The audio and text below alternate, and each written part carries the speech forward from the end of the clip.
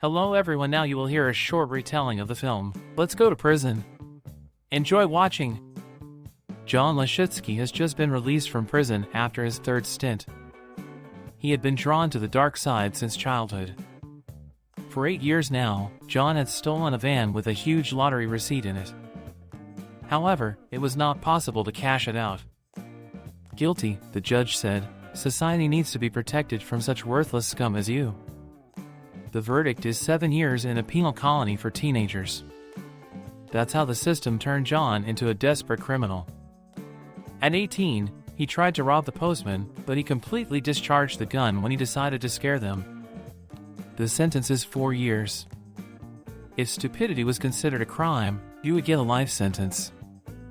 6 months after serving his sentence, the same judge sent John back to jail for car theft. Once free, the guy decided that he must first take revenge on the judge.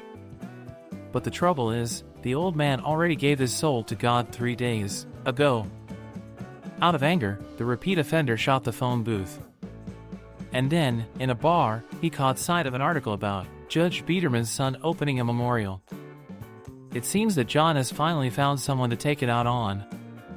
While Nelson Biederman was giving a speech, the criminal got into his car. There he stole change, emptied the inhaler and even spat into the coffee. Twice.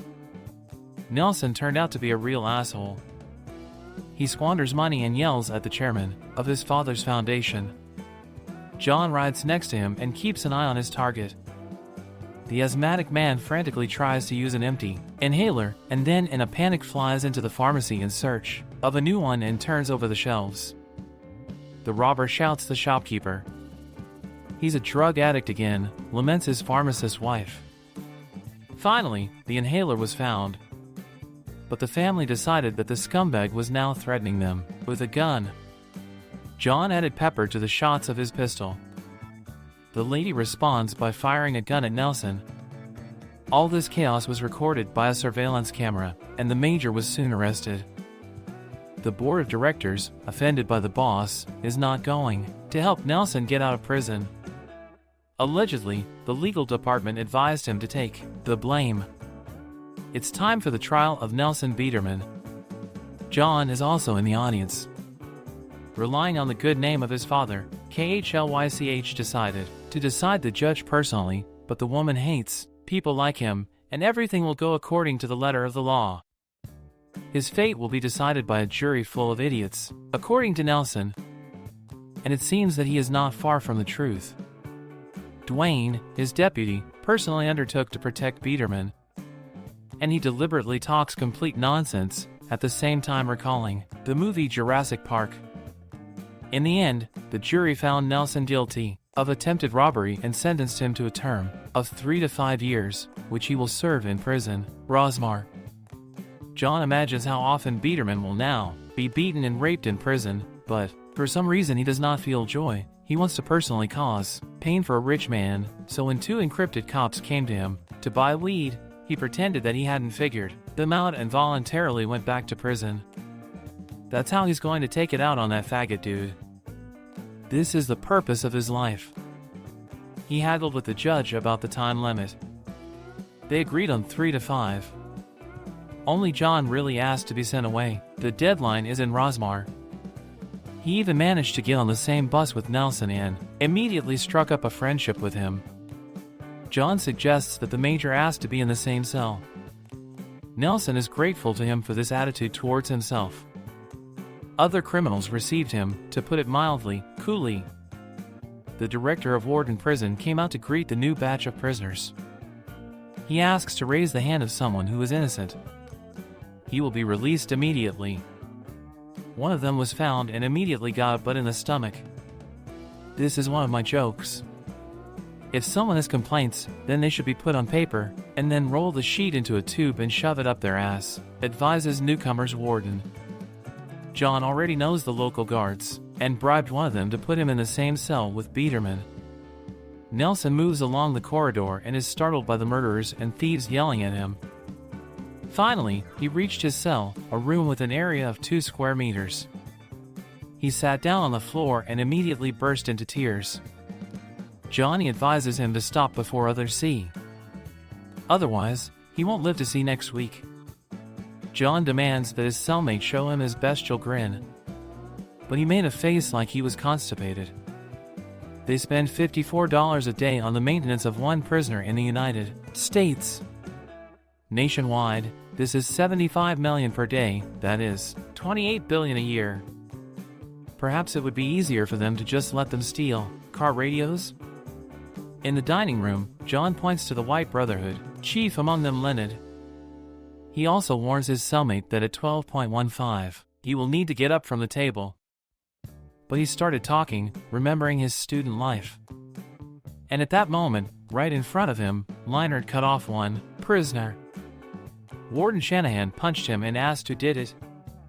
At John's prompting, he immediately pointed to Leonard, but already, in the cell he read it out, they don't knock in prison.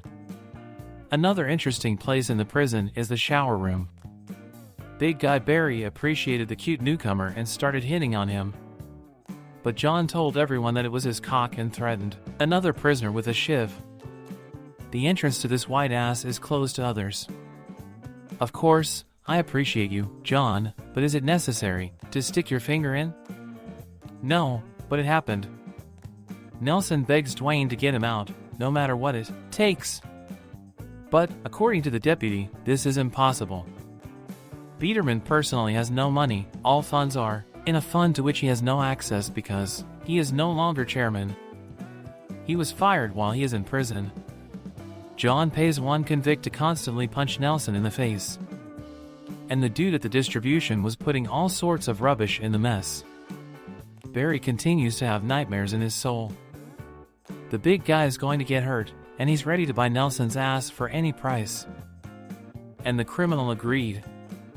Shanahan called John to clean up the trash and left the camera open.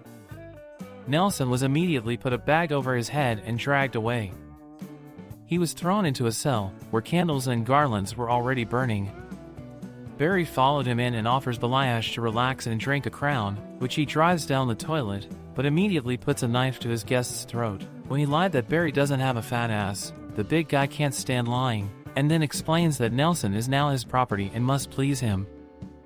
But they won't be in a hurry. First, Nelson will give him an Eskimo kiss, and the men rub their noses. Fat Barry is still a romantic. He will not immediately climb on Belayash, he will take care of him. When Nelson was writing a letter to a pen pal, who turned out to be a small kid, one of the Nazis pissed on him. That's how he delivered the message from Leonard. Today he's coming out of the punishment cell.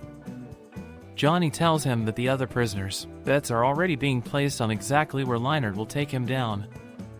Naive Nelson came up to apologize to Leonard for what had happened, but immediately got a fork in his leg, and then another one. The only one who annoyed Leonard as much as Nelson did was his father, and he killed his father, just as he would kill Nelson. Meanwhile, Barry continues his courtship. John suggests that his cellmate hide from Leonard in the punishment cell. To do this, he, standing behind Nelson, hits the warden in the face. The plan worked. It was only in the punishment cell that Biederman began to go crazy, because he has no idea how much time has passed. He began to suffer from hallucinations. Nelson decided that he had had enough, so he visited. He went to a local chemist and asked him to sell something that would kill him. He offered him a boat cleaner and a syringe. Nelson told his friend about his intentions, and the child read the letter aloud in front of the class. Leonard suddenly came into the cell and doused Nelson with gasoline. At the same time, he complained that Nelson was not a Jew, so it would be more pleasant for him. Surprisingly, Nelson fights back well and smashes the killer's face. Suddenly, he dropped the syringe filled with cleaner. Leonard decided that it was Shariva, took a shot and immediately leaned back. Unexpectedly for everyone, Lupik dragged the corpse of the Nazi leader into the corridor. But Johnny was the most surprised of all. This was clearly not part of his plans. From that day on, everything changed for Nelson in prison. From now on, the White Brotherhood is for him. Biederman has become a plowman and now he can press anyone. However, there are still matters of the heart unresolved. Barry has managed to fall in love with Nelson in recent months, and it hurts him that he does not share his feelings. Emotionally, the big guy almost strangled Nelson in the toilet. Our hero felt ashamed that he had broken Barry's heart. Then the Nazis burst into the toilet to protect their plowman, but he asked not to touch the amorous bully. John mistakenly ended up in the punishment cell, and when he came out, he saw that Biederman was already building the entire prison and even put the prisoners are a musical. John is furious about how things are going and it asks him that Nelson thanks for the fact that his cellmate prepared his life in prison. The revenge plan has gone to hell, and tomorrow, there will be a hearing on Biederman's indefinite release. Nelson is helped to prepare for an important day by a big black friend. John enters the cell and gives Nelson a parting gift of a can of soda, and at the same time wishes him good luck at the hearing. Biederman was careful. For some reason the bank was already open. However, the cellmate pretends to be offended by his friend's suspicion. They've been through so much together, and at the same time, they take a sip. Nelson apologized and drained the whole jar in one gulp. A second later, he fell unconscious, and John spat what he swallowed into the toilet. Together with an accomplice, he carried Nelson's body somewhere. The next day, the members of the commission asked Biederman